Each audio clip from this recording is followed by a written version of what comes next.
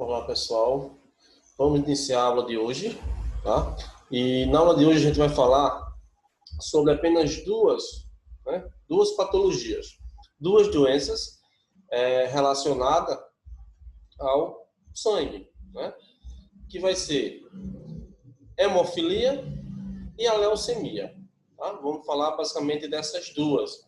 Então preste atenção, que é uma aula bem interessante, tá? Vamos dar início aqui a nossa aula de número 10. Vamos dar início falando sobre hemofilia. Tá? Esse slide aqui é o slide da nossa aula. E vamos falar sobre hemofilia. É uma doença que todo mundo já ouviu falar, né? A gente já ouviu falar lá nas aulas de ciências, nas aulas de biologia, tanto no ensino fundamental quanto no ensino médio. Então, cada um de vocês sabe um pouco sobre a hemofilia. E a gente vai aprender um pouquinho mais. Aqui a gente tem a introdução. O que é a hemofilia? Né? Que é uma doença, ela é hereditária, ou seja, ela passa de pai para filho, é uma herança genética ligada ao sexo, ou seja, ligado ao cromossomo X, né? Que não possui cura. Ele é caracterizado pela ausência ou uma deficiência na produção de fatores que são responsáveis por coagular o sangue. Por isso que o hemofílico, uma das características principais de um paciente que tem hemofilia, é o sangramento com facilidade. Ele sangra do nada, ele começa a ter umas pequenas hemorragias pela gengiva, pelo nariz, é justamente por esse fator predominante que é causado na hemofilia, que é o que? A deficiência, tá? Ou a ausência de produtos no sangue que favorecem a coagulação.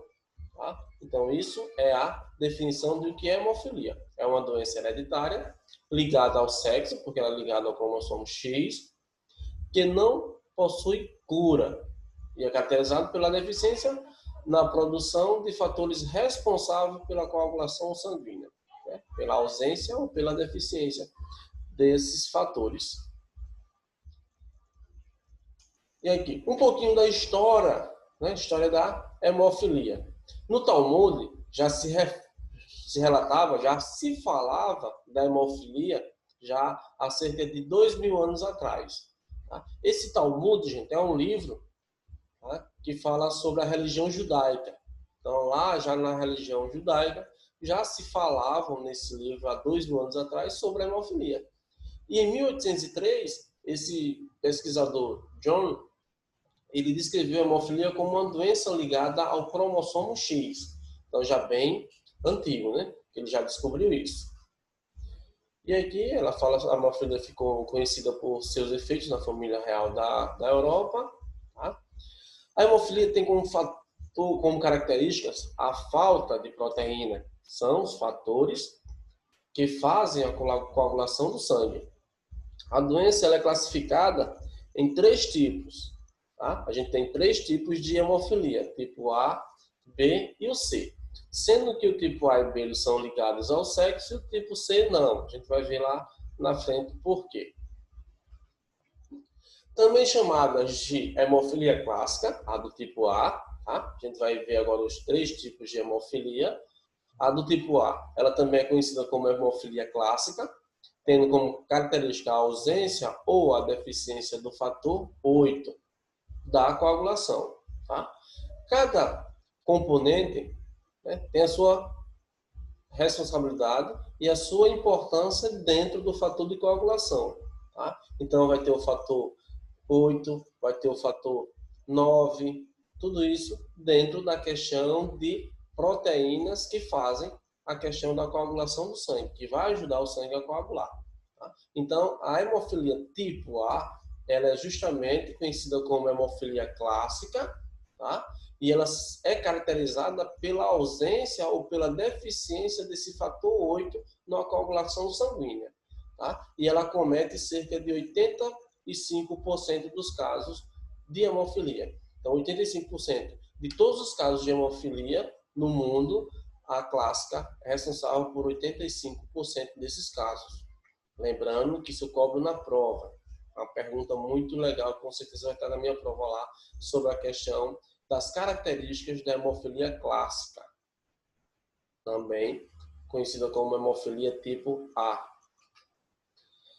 Hemofilia tipo B, também conhecida como doença de Cristmas. Tá? Já a hemofilia tipo B, ela é uma ausência ou uma deficiência do fator 9 no sangue. Tá? A tipo A é uma deficiência ou ausência do fator 8. Já a tipo B é uma deficiência ou ausência do fator 9 no sangue. Certo? E a hemofilia tipo C, né, é caracterizada pela ausência do fator 11 na coagulação. É uma doença autossômica dominante, não tendo, então, relação com o sexo. Então, ela não tem relação com o cromossomo X. Ela não tem relação com o sexo como a hemofilia A e B. Tá certo, gente? Ela é uma ausência do fator 11 na coagulação sanguínea. A hemofilia também pode ser classificada de acordo com os níveis do fator deficiente. Então, quando esses níveis do fator deficiente ele está de 5 a 40%, ela é considerada leve. Quando esse fator deficiente ele está entre 1 e 5%, é considerada hemofilia moderada. E quando esse fator de deficiência está abaixo de 1%, ele é considerado uma hemofilia grave. Tá, gente? Então tem essas classificações. A gente classifica ela de acordo com o tipo A, B e C e de acordo com a deficiência no nível do fator deficiente na coagulação. Aqui tem uma fotozinha que mostra, né, que é a parte do membro inferior, né, o joelho do paciente, bastante demasiado. E aqui a outra característica da hemofilia, que é o rapaz sangrando pelo nariz. E aqui uma outra foto que mostra essas pequenas manchas no corpo, né? Pequena não, aí tá o corpo quase todo, com hemorragia, né? Hemorragia de pequenos vasos, fica nessas manchas todas no corpo. E aqui, gente, fala uma partezinha que eu não vou cobrar na prova, tá? Porque para o técnico de enfermagem, ele não precisa aprender a questão da correlação sanguínea e da questão do fator de cruzamento genético. Tá? O cruzamento genético é uma coisa bem interessante, mas um pouquinho complicado para entender. Então, eu vou tentar explicar para vocês de forma bem simples o que esse organograma aqui quer explicar. Tá? Ele está dizendo o quê? Veja que embaixo eu tenho uma legenda, onde eu trago a mulher portadora, tá? Então ela só é portadora, tá? Ela não tem a doença, tá? Mostra o homem hemofílico, tá? E a mulher hemofílica. Na partezinha de cima, do lado esquerdo, eu tenho um homem normal e uma mulher portadora. Então esse organograma ele fala que um homem normal e uma mulher portadora, ele pode ter um filho homem hemofílico, uma filha mulher portadora e um filho homem e um filho mulher sem a doença e sem ser portador. Se a mulher ela é normal, mas o homem ele é hemofílico, então eles podem ter 2 filhos normais e 2 filhas portadoras, mas não vai ter nenhum filho, seja homem ou mulher, com hemofilia. Agora, se o pai ele for hemofílico e a mãe for portadora, então a probabilidade deles ter filho hemofílico são maior. Então ele vai ter uma filha hemofílica, um filho hemofílico, uma filha portadora e só um filho sadio. Tá? Isso por quê? Porque o pai ele tem a doença e a mãe tem o gene. Tá? A mãe é portadora, ela não tem a doença. Tá certo, gente? A hemofilia ela é uma doença que ela afeta principalmente os homens. Tá? Poucas mulheres têm hemofilia. Algumas mulheres elas são portadoras, mas não têm a doença. Tá? Justamente por conta disso.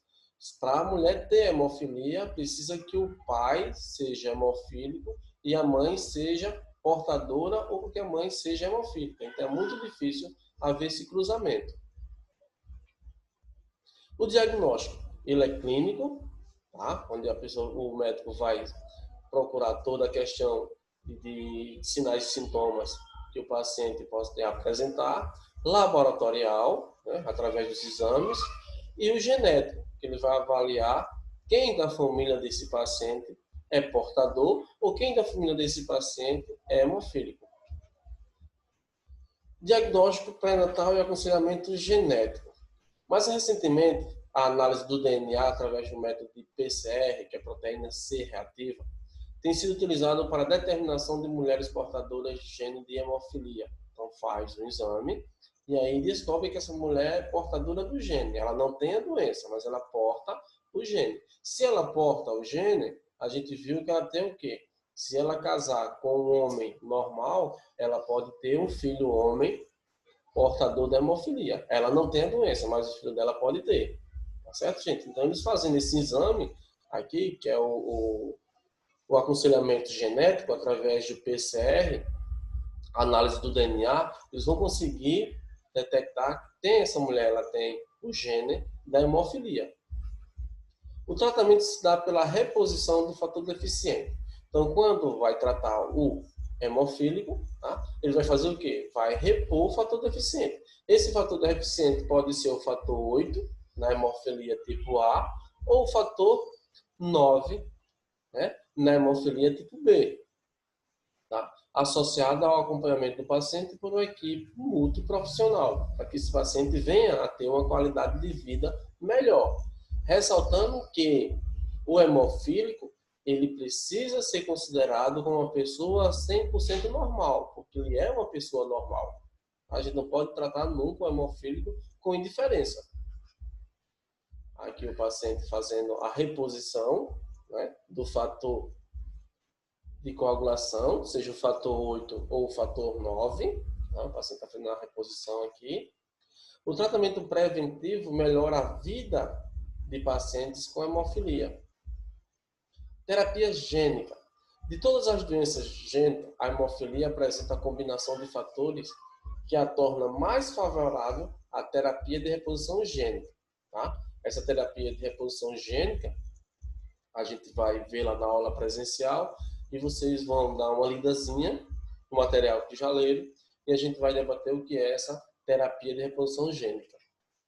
Os inibidores, né? Desenvolvimento de inibidores é uma das complicações mais temidas do tratamento da hemofilia. Tá? É como se fosse um efeito colateral. Aí o paciente aqui mostrando, né, as hemorragias.